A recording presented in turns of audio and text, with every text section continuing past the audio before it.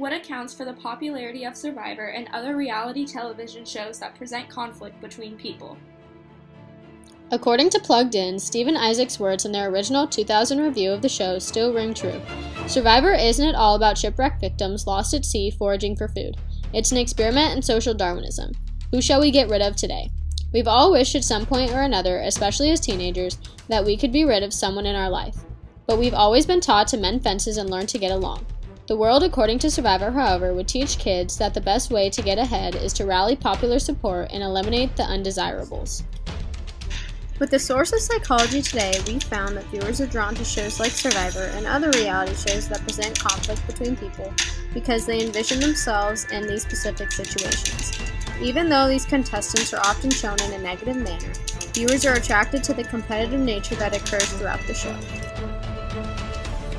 What qualities in the contestants do viewers enjoy watching, and how do these qualities compare to the qualities exhibited by the boys in Lord of the Flies?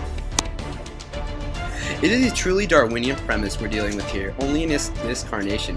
The fittest don't always survive. Those who outplay the others, that is, excel in the challenges, can be perceived as threats. True power, however, lies not in the individual, but in the clique. Alliances form, then shift and crumble, only to rise again. Members of one tribe are often picked off by members of another.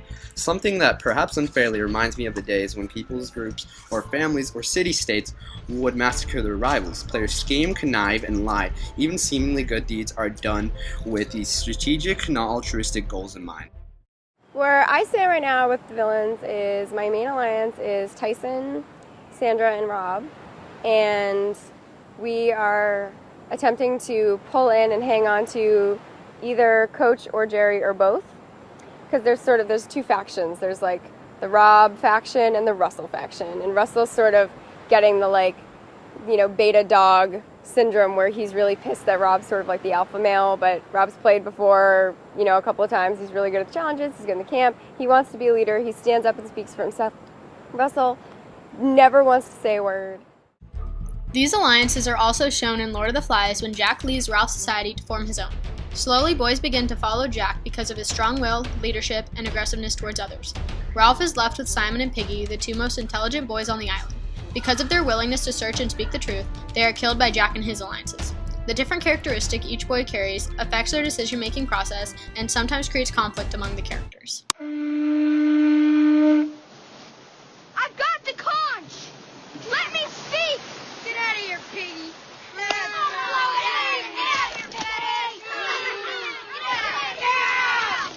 Stop that, Raptor! Let Piggy speak! Please! This is serious! Get out, Betty! Get away! Go back to your home! Get out! What I want to say is, if we don't get rescued, we might have to live here for a long time! Maybe the rest of our lives! We are stuck here until we get old! Then we can't go on acting like kids! We've got to be sensible and make things work! No!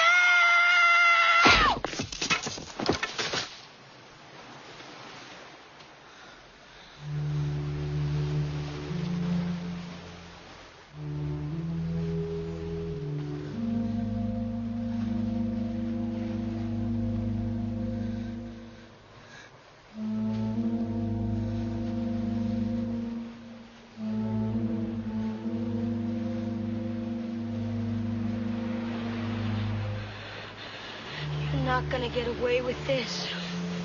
Yeah? And what are you gonna do? Huh? What are you gonna do about it?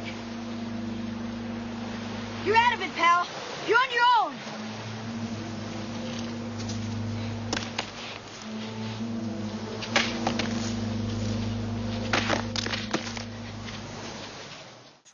In the show Survivor, a variety of characters are needed to make the show more dramatic and add contradiction. A competitive and athletic citizenship is needed to keep viewers intrigued. However, conflicting characters like good and evil and mature, intelligent, and dense characters are also needed to add drama. All of these conflicting characters are shown in every season of Survivor and other TV shows, while also being shown in Lord of the Flies. When put in the same position, where do the adults in reality TV show their strengths compared to the boys in Lord of the Flies? When put in the same position, adults would react differently to the situations that occur. Like Ralph, they think of what needs to be done in order to prepare for their future on the island. They build shelters, create groups that will allow their society to thrive, and solve these issues at hand. The boys, however, do not do these things. Ralph attempts to build shelters, but fails due to the lack of support from the rest of the boys. The groups that they create cause conflict and eventually destroys the island. Also, they cannot solve their issues because of lack of communication amongst themselves, which leads to an unorganized and chaotic society.